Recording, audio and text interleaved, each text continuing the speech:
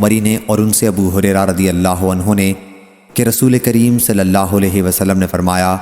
جو شخص اپنے بستر پر جائے تو اسے چاہیے کہ اسے اپنے کپڑے کے کنارے سے 3 مرتبہ صاف کر لے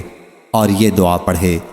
اے میرے رب، تیرا نام لے کر میں اپنی کروٹ رکھتا ہوں اور تیرے نام ہی کے ساتھ اسے اٹھاؤں گا۔ اگر تو نے میری جان کو باقی رکھا تو اسے معاف کرنا، اور اگر اسے اپنی طرف سوتے ہی میں اٹھا لیا تو اس کی حفاظت اس طرح کرنا جس طرح تو اپنے نیکوکار بندوں کی حفاظت کرتا ہے۔ اس روایت کی مطابقت یحییٰ اور بشر بن فضل نے عبید اللہ سے کی ہے، ان سے سعید نے